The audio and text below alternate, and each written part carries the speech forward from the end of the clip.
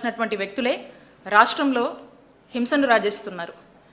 గత 3-4 రోజులుగా మనం చూస్తూ ఉన్నాము ఏ విధంగా టీడీపీ గుండాలు బరి తెగించి రెచ్చిపోతున్నారు. మాజీ మంత్రులను అంబటి రాంబాబు గారును జోగి రమేష్ గారిని వారి ఇంటిపైన ఏ విధంగా దాడులు చేసి ఏ విధంగా హత్యాయత్నం చేశారో రాష్ట్ర ప్రజలంతా కూడా చూశారు. ఇదేదో అన్ఎక్స్పెక్టెడ్గా జరిగింది కాదు. ఇది ఖచ్చితంగా ఆర్గనైజ్డ్గా ప్లాన్డ్గా భయభ్రాంతులకు గురి చేసేటువంటి దాడిలా మనం చూడాల్సినటువంటి అవసరం ఉంది.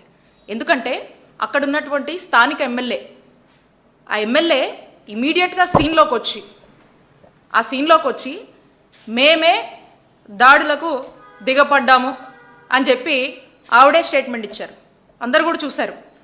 అంటే స్వయాన ఎమ్మెల్యేనే సీన్లోకి వచ్చి గంటల సేపు నిలబడి రాంబాబు గారి ఇంటి మీద దాడి చేత మాటలన్నీ కూడా ఆవిడ ఆయనకు శిక్ష పడాలి అని అనుకున్నాము, క్షమాపణ చెప్పాలి అని అనుకున్నాం, అది చెప్పాలి. శిక్ష పడాలి అనుకున్నాం, చట్టం తన పని తను చేసుకుంటూ పోతుంది. దీన్ని అన్నెసెసరీగా డైవర్స్ పాలిటిక్స్ చేయకండి. మళ్ళీ మాట్లాడితే మళ్ళీ వస్తాం, ఇది హెచ్చరిక. మళ్ళీ మాట్లాడండి, తప్పు మాట్లాడండి, మళ్ళీ వస్తాం. కాబట్టి దీన్ని ఆపేయండి. మీ పరామర్శ కోసం పాపం ఆయన దారి ఖర్చులకి ఆస్తులు అమ్ముకోవాల్సి వస్తుంది, గుర్తుపెట్టుకోండి. ఇది కనుక రిపీట్ అయితే ఒక్కళ్ళం కాదు, ఈసారి ఒక మహిళని మీరు అవమానించినందుకు గుంటూరు మహిళ గళ్ళా మాధవి గుంటూరు మహిళలను వేసుకొని మిమ్మల్ని క్వశ్చన్ చేయడానికి వచ్చింది, గుర్తుపెట్టుకోండి.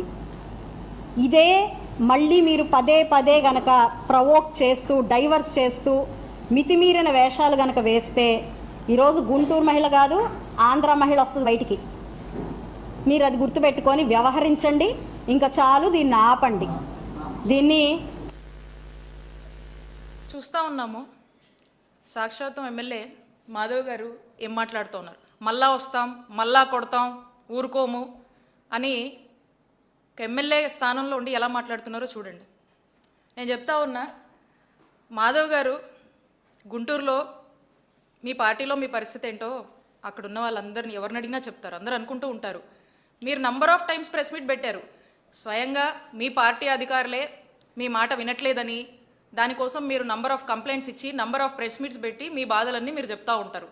ఇది నేను చెప్తుంది కాదండి, మీ ప్రెస్ మీట్లు ఉన్నాయి, మీ కంప్లైంట్స్ ఉన్నాయి. అక్కడ ఉన్నటువంటి ప్రజలను అడిగితే వాళ్ళందరూ కూడా చెప్తారు. కాబట్టి మీ పార్టీ ఈ ఎపిసోడ్లో మిమ్మల్ని బలిపశువు చేస్తుందని మీకు వినిపించుకుంటా ఉన్నాను. కాబట్టి మీరు ఒకసారి ఆలోచించండి. రేప్ అనేది ఒకటి ఉంటుంది, కొత్తగా ఎమ్మెల్యేగా అయ్యారు పాపం. కాబట్టి రేప్ అనేది ఒకటి ఉంటుంది. ఆ రేప్ అనేది గుర్తుపెట్టుకొని దాని తగ్గట్టుగా మీరు ఉంటే బాగుంటుంది అని చెప్పి కోరుతా ఉన్నాను. కాబట్టి ఇంత ఆవేశము ఈ విధంగా ముందుకు వెళ్ళడం అనేది రాష్ట్ర ప్రజలందరూ కూడా చూస్తున్నారు, ప్రజలన్నీ కూడా గుర్తుపెట్టుకుంటారని తెలియజేస్తూ ఉన్నాను. ఈవిడిలా అయితే ఇక అక్కడ కేంద్ర సహాయ మంత్రి ఆయన ఈ దాడి జరిగేటువంటి కొన్ని గంటల ముందు ఏం మాట్లాడారు ఒకసారి చూద్దాం. పెమ్మసాని గారు, ఈ రోజు నుంచి మీకు నిజమైన సినిమా ఏంటో త్వరలో చూస్తారు. మీకు 24 గంటల్లో మీకు ఎలా ఉంటుందో తెలుస్తుంది. ఈ రోజు నుంచి మీకు నిజమైన సినిమా ఏంటో త్వరలో చూస్తారు. మీకు 24 గంటల్లో మీకు ఎలా ఉంటుందో తెలుస్తుంది. మనం చూసాము పెమ్మసాని గారు ఏం మాట్లాడుతూ ఉన్నారు. పెద్ద పెద్ద అవుతా ఉంది. ఇదొకలా ఉంటే ఇక మా చిలకలూరుపేటలో అక్కడ ఎమ్మెల్యే ఉన్నాడు పుల్లారావు. మరి అతను నేను అక్కడ తిరుమల లడ్డూ విషయంలో ఏదైతే జరగనటువంటి కల్తీని కల్తీ నెయ్యి అని చెప్పేసి ఏ విధంగా చంద్రబాబు నాయుడు గారి ప్రభుత్వము అసత్య ప్రచారం చేస్తుందో మరి ఇది తప్పు. స్వయంగా మనం చూసాము, ఈ సిబిఐ సిట్ ఇచ్చింది ఏమని, దీంట్లో ఎక్కడ కూడా జంతుకోవు కలవలేదు నెయ్యిలో అని చెప్పారు.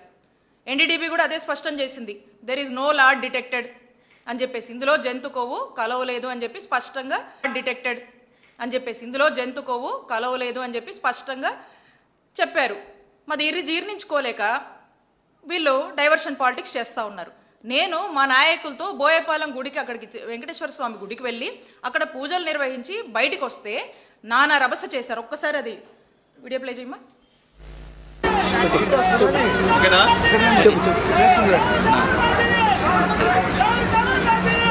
చెప్పనా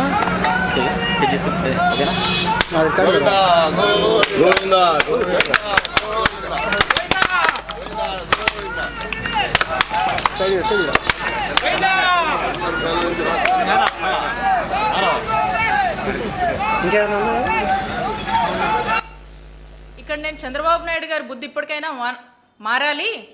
ఇప్పుడు కూడా ఇంకా దేవుళ్ళని లాగి రాజకీయాలు చేయొద్దు, తమ స్వార్థ రాజకీయాల కోసం అని చెప్పేసి